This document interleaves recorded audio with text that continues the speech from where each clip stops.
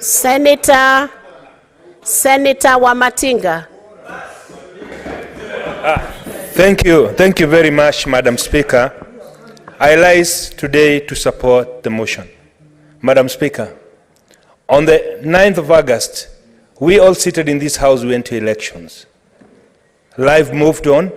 We had competitors. Some of us several, others few. Others, we defeated them with big margins, others with smaller margin. Madam Speaker, we do know in the true spirit of democracy, there must be a winner and a loser in election.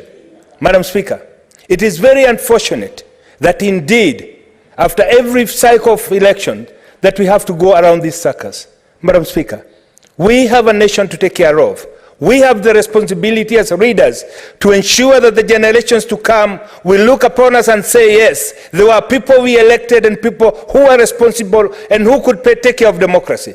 Madam Speaker, that calls us to be able to lose and go on, Madam Speaker, because every 5 years we have re-elections again. Madam Speaker, it is very unfortunate and indeed very deceptive and mockery of democracy that we can stand and tell Kenyans that we are standing and calling demonstrations because we want to bring the cost of living down. Madam Speaker, the cost of living can only be brought down through hard work, people planting and harvesting. Madam Speaker, because there is a God who lives, we are going to have a bumper harvest. We are going to have enough food, Madam Speaker. But there are those who are convinced, Madam Speaker, that unless they are in power, this country can never be in peace. It is so unfortunate, Madam Speaker, that we as a House can stand here and debate how we will actually destroy Kenyan property in the name of bringing the cost of food down. Madam Speaker, it does not take a genius to know that you cannot bring the cost of living down by destroying property. You cannot bring the cost of living down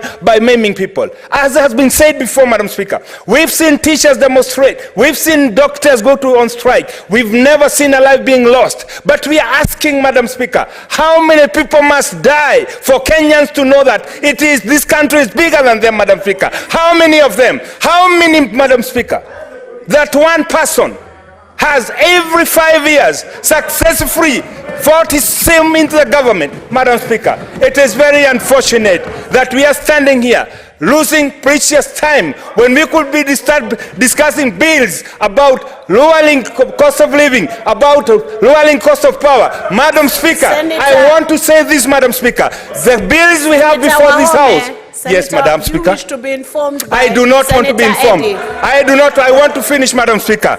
I do not want to be informed. Proceed. Madam Speaker, we have several bills here in Agricultural Committee that are geared towards bringing cost of living down. Madam Speaker, some of the members sitting on that side, Madam Speaker, who are members in my committee, we started a good journey of bringing down the cost of energy. But Madam Speaker, when I need them, they desert me because they have to go and fight. Madam Speaker, I want to appeal to this House. Let's stand up and talk with a voice of reason and bring the cost of living down by having a candid discussion about the things that we have to do as legislators. Madam Speaker, it is through registration, it is through candid discussions when cabinet secretaries come in this House, Madam Speaker, we see the minority side walk out. An opportunity that they have, Madam Speaker, to ask questions that really they feel that are important. Madam Speaker, let's not lie no more to Kenyans. Let's say it's all about ourselves. Let's say it's all about power. And if you have to have negotiations, any discussions, Madam Speaker, it must be from everybody, from the MCA who lost all the way to the president who lost. Because it cannot be. In an election where we have 6 candidates, the only problem we have is one single candidate, Madam Speaker. It is so unfortunate that this country has been held hostage by one single person who believes it's either his way or the highway, and he does not care how many Kenyans are going to die for him to get to power. Madam Speaker, we must stand to be counted. That is time that we stood for Kenyans and say this country is bigger than ours. It is bigger than one person. Madam Speaker, as I sit down, I want to urge the minority side, let's close ranks and say what it is that disturbs you. We see it as leaders. We do not have to go kill Kenyans. I see a senator, a young man here who has a potential, but he's painting his heart with blood.